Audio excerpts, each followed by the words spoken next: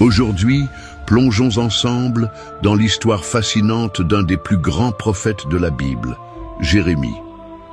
Un homme appelé par Dieu pour une mission difficile, mais qui nous enseigne des leçons puissantes sur la foi, la persévérance et l'obéissance. Alors, installez-vous confortablement et préparez-vous à découvrir une histoire pleine de défis, de courage et d'espoir. Nous allons diviser ce récit en 3 parties, le début, le milieu et la fin. Notre histoire commence à Anathoth, un petit village en Juda. Jérémie était un jeune homme ordinaire, issu d'une famille de prêtres. Un jour, tout change pour lui. Dieu lui parle directement et lui dit « Avant même que tu sois formé dans le ventre de ta mère, je te connaissais. Avant ta naissance, je t'ai choisi pour être prophète pour les nations. » Jérémie 1, chapitre 5. Imaginez un instant à quel point cela devait être intimidant pour Jérémie. Il se sentait trop jeune et inexpérimenté pour cette grande mission.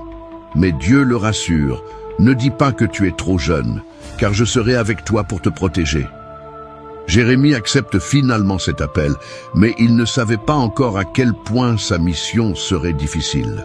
Dieu donne à Jérémie un message très clair à transmettre au peuple de Juda. Malheureusement, ce message n'était pas celui qu'il voulait entendre.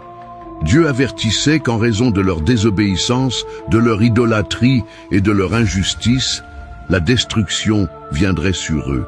Jérémie prédisa la chute de Jérusalem et l'exil à Babylone. Il appelait le peuple à se repentir, à abandonner ses mauvaises actions et à revenir à Dieu.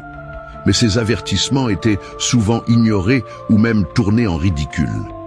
Les chefs religieux et politiques le considéraient comme un traître.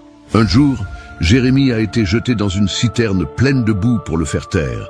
Mais Dieu n'a jamais abandonné son serviteur. Jérémie a été sauvé par un étranger, un Éthiopien nommé Ebed-Mélec, qui avait le courage de plaider pour lui. Malgré tous ces obstacles, Jérémie a continué à proclamer la vérité.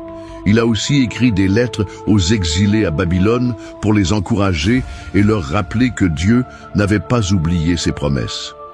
L'un de ses messages les plus célèbres est ce passage rempli d'espoir. « Car je connais les projets que j'ai formés pour vous, dit l'Éternel, des projets de paix et non de malheur, afin de vous donner un avenir et de l'espérance. » Jérémie 29, 11. La vie de Jérémie était loin d'être facile. Il a vu la destruction de Jérusalem en 586 avant Jésus-Christ, comme il l'avait prédit. Le temple a été détruit et le peuple de Juda a été emmené en exil.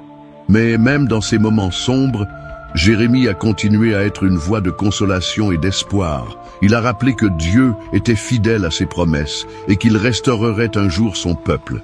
L'un des plus grands héritages de Jérémie est le livre des Lamentations, un recueil de poésie qui exprime sa tristesse face à la chute de Jérusalem, mais aussi sa confiance en la miséricorde de Dieu.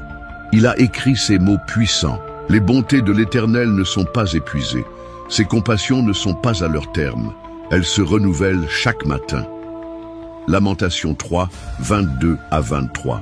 Jérémie nous montre que même lorsque tout semble perdu, la foi en Dieu peut nous soutenir. Que pouvons-nous apprendre de l'histoire de Jérémie?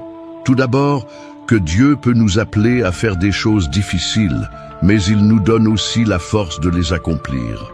Ensuite, que l'obéissance à Dieu est plus importante que l'approbation des autres. Et enfin, que même dans les moments les plus sombres, il y a toujours de l'espoir. Merci d'avoir suivi cette histoire avec moi. Si vous avez aimé cette vidéo, n'oubliez pas de laisser un commentaire et de partager ce message d'espoir avec vos proches. À très bientôt pour une nouvelle histoire biblique sur notre chaîne.